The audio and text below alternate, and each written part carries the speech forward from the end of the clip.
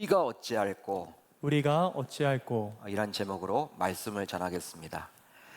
지난 6월 7일자 예장 합동 교계지인 기독신문에 따르면 현장 예배 드리겠다 오히려 줄어란 제목으로 기사가 실렸습니다. 현장 예배 드리겠다 오히려 줄어. 어떤 내용이냐? 이 기사는 코로나19 이후 한국교회 변화 추적조사 결과로서 코로나19 이후 영적 상태 양극화 커졌다라는 내용을 담고 있습니다. 영적 상태 양극화 커졌다. 여러분, 코로나19로 인해서 먹고 살기가 참 힘들어졌다는 이야기를 듣습니다. 그렇지만 본래부터 부자들은요, 돈이 많았던 사람들은요, 더 돈을 벌었다라는 통계도 있어요. 그러니까 오히려 양극화가 된 것이죠. 가난한 사람들은 더 먹고 살기 힘들어졌습니다. 차이가 벌어졌습니다. 이것을 보통 양극화라고 하는데 영적인 상태에 있어서도 양극화가 벌어졌다는 거예요. 기사를 잠시 소개를 해드리면 정부가 지난 4월 18일 사회적 거리두기 조치를 전면 해제하면서 코로나19 사태 2년간 교회에 대한 각종 제한도 모두 풀렸지만 현장 예배를 드리겠다는 기독교인들은 오히려 거리두기가 있을 당시보다도 줄어든 것으로 조사됐다는 거예요. 대한예수교 장로회 총회 통합과 기아대책 그리고 목회 데이터 연구소 이 세 단체가 기독교 조사 전문기관인 지앤컴 리서치에 의뢰해 개신교인 1,500명을 대상으로 실시한 2022년 코로나19 이후 한국교회 변화 추적조사의 결과입니다. 이번 조사는 정부에서 사회적 거리두기 해제를 발표한 직후로 지난 4월 19일로부터 4월 30일까지 온라인으로 진행되었습니다. 표본 오차는 95% 신뢰 수준에서 플러스 마이너스 3%예요.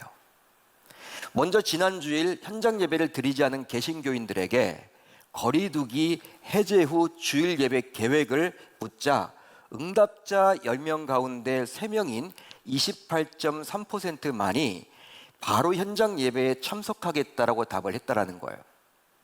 나머지 71.7% 가운데 57.8%는 일정 기간 상황을 지켜본 후에 현장 예배에 참석하겠다라고 답을 했습니다.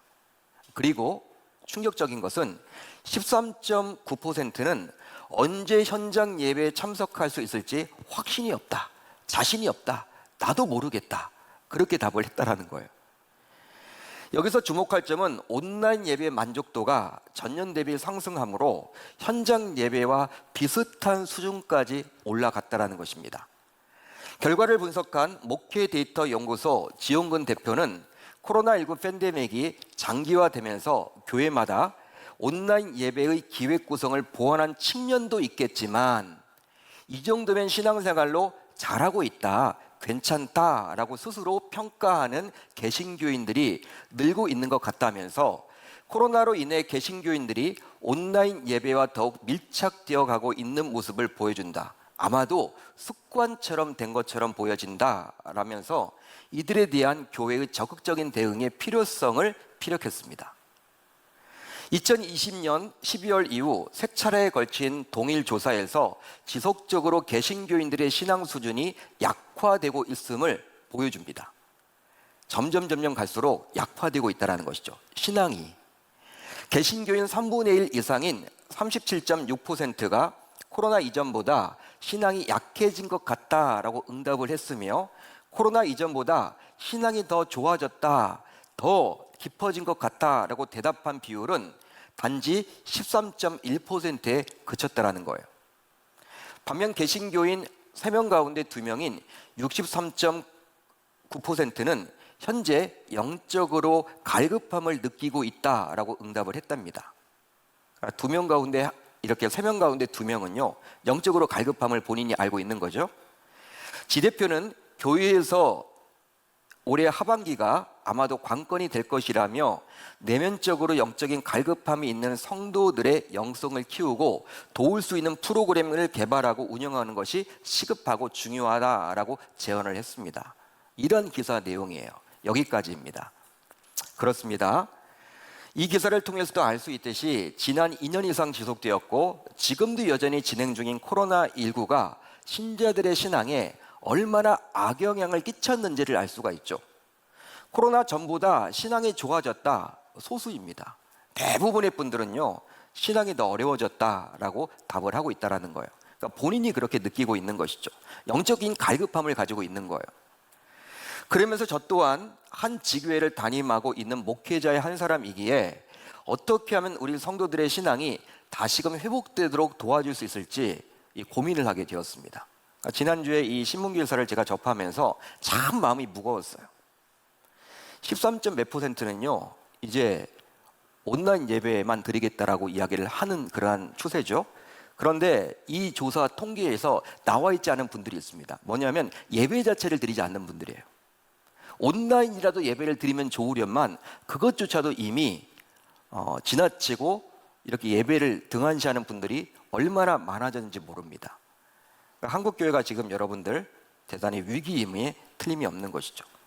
한마디로 영적으로 이 코로나가 여러분 직격탄을 맞은 거예요. 경제적인 것만 직격탄을 맞은 것이 아니라 교회적으로 보게 되면 직격탄을 맞은 것입니다.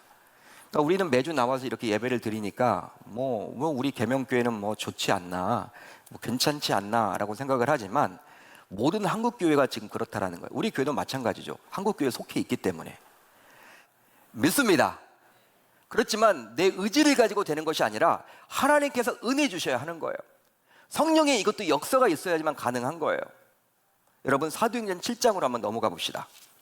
제가 여러분 자막은 준비하지 않았는데 여러분들이 가지고 있는 성경 사도행전 7장 54절을 같이 읽어보면 좋겠습니다. 사도행전 7장 54절입니다. 자, 스데반 집사가 설교를 했습니다. 유대인들에게, 같은 유대인들에게. 그런데 그 유대인들이 그 반응을 어떻게 했는지를 보여주는 대목이 바로 54절이에요. 같이 한번 읽습니다. 시작. 그들이 이 말을 듣고 마음에 찔려 그를 향하여 이를 갈거늘. 스데반 집사의 그 말을, 그 설교를 듣고 유대인들의 반응인데 이를 갈았다라고 나와 있습니다. 성경학자들에 따르면요, 사도행전 2장에 나와 있는 이 베드로의 설교는요 투박하대요. 교육을 많이 배우지 못해서 투박한 설교다. 스데반 집사는요 좀 많이 배웠던 것 같아요. 요즘의 성경학자들의 이야기에 따르면 이 2장과는 비교할 수 없을 정도로 7장에 나와 있는 그 설교 내용이 탁월하대요. 퍼펙트하대요. 거의 A뿔이에요. A뿔. 논리적이래. 근데 그런 설교를 듣고도 반응이 여러분들 어떻습니까? 막 이를 갈라 죽여버리려고 하는 거야, 스데반을. 결국 스데반이 여러분 죽었죠. 순교하게 되었죠. 그러니까 하나님 말씀을 들어도 자신의 말씀으로 받아들이는 것, 내 의지를 가지고 되는 것이 아니라 성령 하나님께서 은혜 주셔야 하는 거예요. 그렇기 때문에 우리가 이제 말씀을 항상 들을 때에도 우리가 항상 말씀 듣는 것에 집중하시되 항상 말씀을 듣기 전에 어떤 마음을 가지고 기도하셔야 됩니까? 중보하셔야 됩니까? 하나님, 오늘 주시는 이 말씀이 나에게 레마가 되도록 해주십시오. 나에게 주신 하나님의 말씀으로 해주십시오. 할렐루야. 그렇게 기도하시면서 말씀을 들어야 한다는 거예요. 같은 여러분 마음에 찔려도 반응이 달라요. 2장과 7장이 다르잖아요. 그건 성령의 역사라는 거예요. 다음으로 하나님의 말씀 앞에 자신을 온전히 굴복시켰습니다. 자, 오늘 본문 37절을 볼까요? 우리 한번 같이 읽어봅니다. 시작. 그들이 이 말을 듣고 마음에 찔려 베드로와 다른 사도들에게 물어 이르되 형제들아 우리가 어찌할꼬 하거늘. 하나님의 말씀을 자신에게 주신 주의 말씀으로 받아들여 마음에 찔림이 생긴 이후에 유대인들은 이제 다음과 같이 반응했습니다. 어떤 반응을 했습니까? 우리가 어찌할꼬, 우리가 어찌할꼬.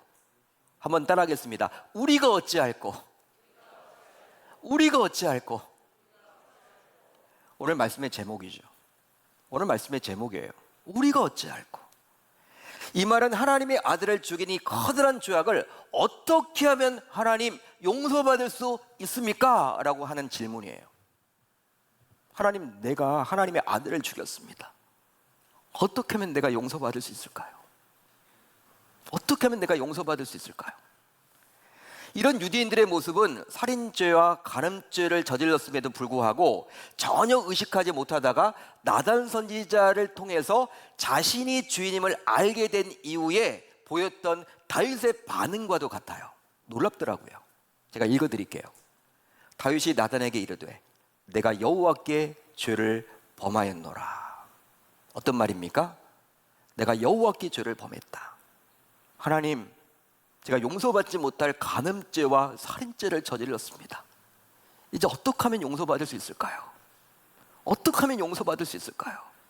그 말이에요. 그렇습니다. 다윗은 왕으로서의 체면도 모두 내려놓고 하나님의 말씀 앞에 자신을 굴복시켰어요. 이처럼 말씀을 들은 이후 마음에 찔림이 생겼다면 이제 말씀 앞에 자신을 온전히 맡기며 굴복시켜야만 하는 것입니다. 믿으시면 아멘, 동의가 되시면 아멘. 그런데 안타깝게도 한국 교회에서도 어느 순간부터 우리가 어찌할 거가 사라져 버렸어요. 예전에는 많이 우리가 했는데 요즘은 성도들이 안 해요. 말씀을 듣고 찔림이 있대. 근데 그것뿐이야. 더 나아가질 못해. 예전에는 우리가 어찌할꼬, 내 책임입니다. 어떻게 용서받을 수 있을까요? 이렇게 주님께 물었는데 요즘은 묻질 않아요. 한마디로 말씀의 홍수 속에서 너무나도 많은 말씀을 듣다 보니 그냥 매너리즘에 빠져가지고 말씀을 듣고 찔림받은 단계까지는 나아갔지만 더 이상 진보하지 못하는 거예요. 나아가지 못하는 거예요. 그것으로 그냥 멈춰져 있는 거예요. 너무나 안타깝죠. 하지만 당시 유대인들은 우리가 어찌할꼬라고 말을 하므로 자신들의 모습을, 자신들의 신념을, 자신들이 살아온 삶을 스스로 판단하지 않고 이제 하나님의 말씀에 근거해서 재해석해보겠다라는 의지를 표명했습니다. 하나님, 지금까지 제가 잘못 살았습니다. 여러분, 우리가 어찌할꼬가 왜 중요하냐면 이제 변화된 삶으로 나가기 때문에, 삶으로 연결되기 때문에 중요한 질문이에요. 말씀의 은혜를 받아도 우리가 변화가 없잖아요. 월요일부터 토요일까지는 내 뜻대로 살아가. 우리가 사복음서, 마태, 마가, 누가, 요한복음 그 복음서에 따라가서 삶을 살아가야 하는데 내가 복음에 따라 살아가. 내가 복음, 내가 중요해. 이게 여러분 우리가 항상 한 게 아닙니까? 근데 우리가 어찌할꼬, 이 여러분 질문이 있다면 분명히 변화가 있는 거예요. 변화로 이어지기 때문에 사람들은 잘 변하지 않기 때문에 말씀의 은혜를 받는다고 해도 이것만큼은 하지 않으려고 그래요. 따라서 우리가 어찌할꼬라는 질문은 대단한 용기를 가진 자만이 할 수 있는 질문입니다. 용기를 가진 자만이 할 수 있는 질문이라는 거. 왜? 변화를 염두에 두고 하는 질문이기 때문에, 변하고 싶어하는 욕구가 있기 때문에. 사람들은 누구나 말씀의 은혜를 받아도 월요일부터 토요일까지는요 그냥 내 뜻대로, 내가 해왔던 방식대로, 습관대로 하려고 한단 말이에요. 변화를 싫어하죠. 그러다 보니까 우리가 어찌할꼬를 잘 못해. 그러니까 우리가 어찌할꼬 이런 질문을 했다는 것은 대단한 용기가 있는 자들이에요. 따라서 이제부터 우리 신자들은 말씀의 찔림을 받았을 때 당시 유대인들처럼 또 다윗처럼 말씀에 자신의 전부를 굴복시켜 보겠다라는 마음을 담아서 우리가 어찌할꼬를 외쳐볼 수 있어야 할 줄로 믿습니다. 마지막으로 하나님의 말씀으로 자신을 바꾸어야만 합니다. 이 부분으로 연계되는 거예요. 삶이 바뀌어지는 거예요. 자, 오늘 보면 38절을 39절을 볼까요? 한번 같이 읽어봅니다. 시작. 베드로가 이르되 너희가 회개하여 각각 예수 그리스도의 이름으로 세례를 받고 죄사함을 받으라. 그리하면 성령의 선물을 받으리니 이 약속은 너희와 너희 자녀와 모든 먼데 사람 곧 주 우리 하나님이 얼마든지 부르시는 자들에게 하신 것이라 하고. 우리가 어찌할꼬? 우리가 어찌할꼬? 이런 유대인들의 질문에 이제 베드로는 회심을 이야기합니다. 방금 전에 읽었던 38절과 39절 본문은요, 베드로가 이야기하는 회심이에요. 회심에 대한 정의를 내려주고 있죠. 자, 그렇다면 회심은 뭡니까? 회심은 뭐예요? 방금 전에 읽었던 38절과 39절에 따라 보면 회심은 우선 회개하는 것입니다. 회개하는 거예요. 그 다음 성령을 따라 살아가는 것이죠. 성령을 따라 살아가는 것, 그것이 바로 회심이라는 거예요. 즉 우선 어디로부터 돌아서는 것입니다. 어둠으로부터 빛으로 돌아서는 거예요. 과거로부터 미래지향적으로 가는 거예요. 그게 바로 회개죠. 회개. 돌아선다는 게 여러분 회개죠. 턴하는 거죠. 턴. 여러분 뉴턴을 하죠. 우리가 잘못 가면요, 그러니까 우리가 지금까지 살아왔던 인생 가운데 내가 잘못 살았구나 라고 깨닫고 돌이키는 것이 바로 이 회개죠. 그 다음 어딘가를 향해 나아가는 것, 어딘가를 향해 나아가는 것, 이제 턴을 내서 딱 집중해서 한 방향으로 나아가는 것, 미래를 바라보고 나아가는 것, 그 바로 성령을 따라 살아가는 것이죠. 그것이 바로 회심이라고 지금 베드로는 말을 해주고 있습니다. 그렇습니다. 지금까지 우리는 회심하게 되면 단순히 회개 정도로 여기며 살아왔어요. 입으로 하는 것으로만 여겨왔어요. 야, 그 사람 눈물 흘리고 회개했대. 그런 식으로 여러분 이야기를 했단 말이에요. 여겨왔단 말이에요. 그러다 보니 어떻습니까? 회심했다고 하면서도 세상 사람들과는 별반 다를 바가 없는 삶을 매일매일 살아왔잖아요. 교회에 다니는 거 빼놓고는 밖에 나가서 이 사람이 기독교인인지 하나님을 아는 사람인지 모르는 사람인지 판가름이 안 나. 똑같아. 직장생활 똑같이 하고. 여러분 왜 그럴까요? 우리가 지금까지 아는 회심은요, 그냥 입술로만 고백한다. 그걸로 끝이었어. 삶은 막 살았어. 근데 그건 여러분 회심이 아니라는 거야. 지금 베드로의 그런 이야기를 들어보면 성령에 의해서 성령을 선물로 받게 됩니다. 회개하게 되면 선물로 받게 되는 그 성령에 의해서 삶까지 이어지는 것, 삶으로 나타나는 것, 그것까지 해야지만 바로 회심이다라고 정의를 내려줍니다. 실제 베드로도 예수의 수제자였죠. 예수님 앞에서 주는 그리스도시요 살아계신 하나님의 아들입니다 라고 마태복음 16장에서 고백까지 했어요. 주는 그리스도시요 살아계신 하나님의 아들입니다. 그런 고백 쉬운 고백 아닙니다. 예수님이 칭찬했던 고백이었어요. 회개했던 사람이었어요. 돌이켰던 사람이었습니다. 주님을 따라다녔던 사람이었습니다. 하지만 어떻습니까? 나중에 위기의 순간에 예수님을 3번씩이나 부인해 버렸죠. 하지만 마가의 다락방에 임한 오순절 성령 대강림 이후 완전히 변화되었죠. 성령에 이끌려서 삶을 살다 보니 신앙과 삶이 일치되어서 후에는 순교자의 반열에 이름이 오르게 되었다는 사실입니다. 완전히 여러분 180도 달라졌죠. 따라서 이제 유대인들은 베드로가 전한 하나님의 말씀으로 자기 자신을 바꾸어야만 하는 거예요.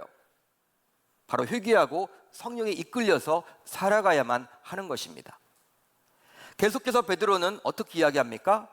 패역한 세대에서 구원을 받으라 라고 이야기를 하고 있죠. 이렇게 이야기를 함으로 유대인들에게 이렇게 말을 함으로 회심이 무엇인지를 정확하게 소개를 해주고 있습니다. 회심이 임하면 구원받게 된다 그 말이에요. 구원이 임하게 된다. 너희들 패역한 세대에서 구원받게 된다. 그만큼 말씀으로 자신을 바꾸는 것이 중요하됨을 오늘 말씀은 이야기를 해주고 있죠. 여러분 야고보서와 로마서는요, 이게 여러분 대치되는 그런 말씀이 아니에요. 야고보서는 행함이 없는 믿음은 죽은 믿음이다. 행함을 강조하는 것처럼 보이죠? 그렇지만 진짜 믿음은요, 행함까지 가야 되는 게 믿음인 거예요. 그 믿음이 있다고 여기는 거예요. 교회를 여러분 아무리 수없이 오래 다녀도 뭔가 여러분 삶에 변화가 없다면요, 아직 예수님 만나지 못하는 거예요. 예수님 믿는 거 아닙니다. 따라서 오늘 말씀은 유대인들을 향한 베드로의 권면이지만 이제 우리 모두 오늘 말씀을 기억하사 말씀의 나 자신을 바꾸겠다라고 다짐하고 결단할 수 있어야 할 줄로 믿습니다. 해보는 거죠, 여러분. 또 은혜 달라고 우리가 여러분 기도해야 되는 거예요. 내 의지만을 가지고 되는 것 아니니까. 사랑하는 성도 여러분, 이런 베드로의 설교를 들은 이후에 마가의 다락방에서 시작된 초대교회는 이제 양적 그리고 질적 성장을 이루게 되었습니다. 자, 오늘 본문 41절을 볼까요? 이렇게 나와 있죠. 그 말을 받은 사람들은 세례를 받음에 이날에 신도의 수가 몇 명이나 더하더라? 3,000이나 더하더라. 이 결론이에요, 결론. 남자 성도 3,000명이 세례를 받고 초대교회 멤버가 되었습니다. 놀랍죠? 여자와 아이들까지 합치면요, 수천 명이 된 거예요, 갑자기. 쉬운 일이 아니죠. 기적이죠. 성령의 역사죠. 그런데 여러분 놀라운 거는 어떻게 나와 있냐면 이 3,000명은 베드로의 설교를 하나님의 말씀으로 받은 사람들이었다는 거예요. 분명히 나와 있죠. 수많은 유대인들 가운데 듣긴 들었어도 자신에게 주신 하나님의 말씀으로 받지 아니했던 사람들은요, 세례받지 아니했습니다. 그리고 초대교회 멤버가 될 수가 없었어요. 따라서 이것을 통해서 우리는 무엇을 알 수가 있냐면 말씀 없이 교회가 부흥될 수 없음을 우리는 반드시 기억해야만 하는 거예요. 그러니까 말씀이 없는데 부흥이 된다? 믿음이 성장한다? 어불성설입니다. 말이 안 되는 거예요. 코로나 여러분 19가 오면서 우리가 여러분들 영상으로 예배를 드리고 뭐 한다 하더라도 한계가 있었고, 또 여러분 교회를 3번 4번 나올 것 한 번 나오고 겨우 나오고 못 나오고 하다 보니까 믿음이 다 약해진 거죠. 나는 말씀을 안 듣는데도 믿음이 좋아진다? 이건 여러분 이단입니다. 이단. 사이비예요, 사이비. 여러분, 그렇기 때문에 하나님의 말씀이 선포되는 이 강단이 든든히 세워질 때 교회가 성장됨을 저와 여러분들은 기억할 수 있기를 바랍니다. 그러기에 강단에서 말씀을 선포하는 저와 부족한 저와 우리 목회자들을 위해서 중보해 주시기를 여러분들에게 당부드려요. 이어서 42절을 보세요. 이렇게 나와 있죠. 그들이 사도의 가르침을 받아 서로 교제하고 떡을 떼며 오로지 기도하기를 힘쓴다. 초대교회 멤버가 된 성도들은 이제 사도들의 가르침 하에서 서로 교제하고 떡을 떼며 기도하기 힘썼습니다. 즉 사랑방에 적극 참여해야 질적 성장을 이룬 것이죠. 3,000명이 성장하는 눈에 보이는 양적 성장이 있었다면 이 42절의 내용은요, 사랑방이에요. 사랑방. 질적 성장. 소그룹이 모여가지고 뭐 했습니까? 교제를 나눠요. 그리고 떡을 떼 밥을 먹어요. 차를 마셔요. 또 기도해요. 사랑방이죠. 사랑방. 코로나로 하지 못했죠. 이제 하시길 바래요. 하셔야 됩니다, 여러분. 소그룹이 살아야지 교회가 사는 거예요. 한마디로 서로 교제도 하고 식사도 하고 기도도 했습니다. 그런데 여러분, 오늘 말씀에서 주목해야 될 점이 있는데 무엇이냐면, 자신의 멋대로 그냥 사랑방을 그렇게 하는 것이 아니라 그들이 사도의 가르침을 받아서 했다라는 거예요. 사도의 가르침을 받았다. 사도들이 뭘 가르쳤을까요? 하나님의 말씀을 가르쳤겠죠. 그리스도를 가르쳤겠죠. 하나님이 어떠한 분인지를 가르쳤겠죠. 교회를 가르쳤겠죠. 그렇기 때문에 사랑방이 사랑방 다우려면요, 세상에 나가도 여러분 교제 모임들이 있죠. 뭐 동창 모임이나 학부모 모임을 가보더라도 교제를 합니다. 그런 모임과 사랑방이 여러분 차이가 있으려면 사도들의 가르침에게 핵심 포인트가 있는 거예요. 여러분, 우리가 교제를 합니다. 또한 떡도 나누고 여러분들 차도 마셔요. 그걸로 끝나면 안 돼. 사랑방은 밥 먹는 모임이지. 항상 여러분 끝날 때는 그리스도로 끝내야 돼. 받은 은혜를 나누는 거야. 그게 바로 사도들의 가르침이 있기 때문에 가능했음을 저와 여러분들은 기억하시길 바랍니다. 이제 말씀을 정리합니다. 교회의 부흥, 즉 양적 성장과 질적 성장은 모두 성령의 역사로서의 결과물이에요. 하지만 우리는 보통 이 결과론에만 집중하는 경우가 많으나, 이런 결과를 맺기 위해서 말씀에 대한 다양한 반응이 있었음을 우리는 반드시 기억해야만 할 줄로 믿습니다. 따라서 이제 우리 모두 하나님의 말씀을 자신에게 주신 주의 말씀으로 받아들입시다. 동의하시면 아멘 해주세요. 그리고 하나님의 말씀 앞에 자신을 온전히 굴복시킵시다. 마지막으로 하나님의 말씀으로 자신을 바꿉시다. 이 3가지를 철저하게 행한다면, 내 의지를 가지고 행하는 것이 아니에요. 하나님께서 은혜 주셔서 하게 된다면 우리로 인해서 우리 계명교회와 한국교회도 초대교회가 부흥했듯이 양적 성장과 질적 성장으로 이렇게 나타날 줄, 부흥의 그런 역사가 나타날 줄 우리 주님의 이름으로 축원합니다. 축원합니다.